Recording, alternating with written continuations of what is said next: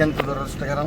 రామచంద్రపురం నియోజకవర్గం ద్రాక్షారామం మార్కెట్ ఏరియాలో నేను సంభవించిన అగ్ని ప్రమాదం.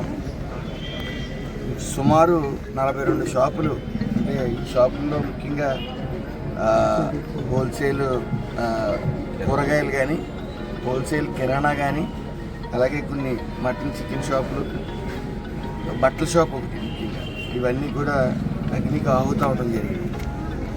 సుమారు 11 గంటల ప్రాంతంలో ఒక షాప్ నుంచి షార్ట్ సర్క్యూట్ వల్ల అనేది ఇక్కడ స్థానికులు చూసిన వాళ్ళు చెప్తా ఉన్నారు. అది ఒక్కసారిగా నిన్న గాలి ఉండటం వల్ల ఆ గాలికి అగ్ని తోడయ్యి సుమారు 15 నిమిషాల వ్యవధిలో మొత్తం మార్కెట్ అంతా కూడా దహనం అవడం జరిగింది. స్థానిక ఎస్ఐ గారు దీని వెంటనే వచ్చి ఆయన చొరవతో కొన్ని షాపులు దహనం అవ్వకుండా చూశారు.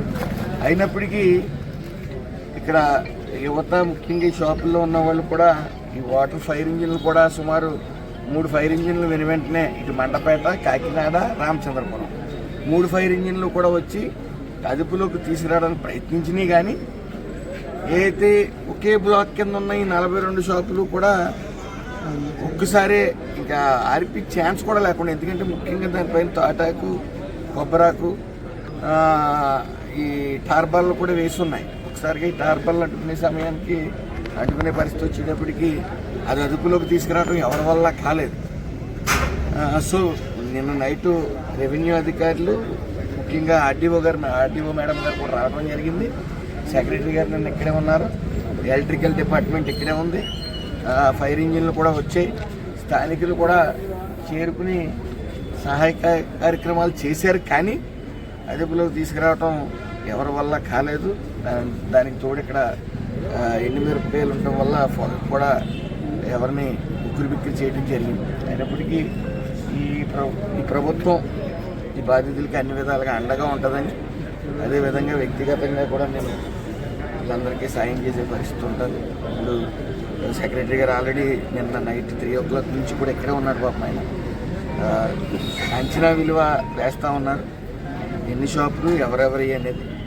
సో ప్రతి ఒక్కరికి న్యాయం జరుగుతుంది. ఇది చిన్న షాపు, పెద్ద షాప్ అని కాదు. వాళ్ళ స్థాయిలో వాళ్ళకి కొన్ని సేవా సంస్థలు కూడా కోరటం జరుగుతుంది. వీళ్ళందరినీ అన్ని విధాలుగా ఆదుకోవడం జరుగుతుందని తెలియజేస్తూ, దయచేసి చాలామంది మా జీవితాలు ఎక్కడితో అయిపోయినాయి, మేము బతికే పరిస్థితి లేదని చెప్తా ఉన్నారు. వాళ్ళందరికీ కూడా మనందరం ధైర్యంగా మేము ఉన్నామని నిలబడవలసిన సమయం ఇప్పుడు వచ్చిందని మాత్రం అందరినీ కోరుకుంటాను. ఇది మన ద్రాక్షారం, ఇది మన ప్రజలు, అది మన సమస్య అనుకుని ఉండి ఇప్పుడుగా ఉండవలసిన సమయం మాత్రం అని చెప్పి తెలియజేసుకుంటా ఉన్నాను. ఇందులో ఎవరు ప్రభుత్వం కానీ మేము కానీ నిత్యం మళ్ళీ మీరు వ్యాపారాలు చేసుకునేంత వరకు మా పూర్తి సహకారం మీకు ఉంటుందని చెప్పి తెలియజేసుకుంటాం. సుమారు నష్టం విలువ అంచనా వేస్తూ ఉన్నారు. ఏదేమైనప్పటికీ 1 కోటి రూపాయలు దాటి ఉంటుంది అనేది, 2 కోట్ల నుంచి 2 కోట్ల వరకు ఆస్తి నష్టం జరిగి ఉంటుంది అనేది అంచనా.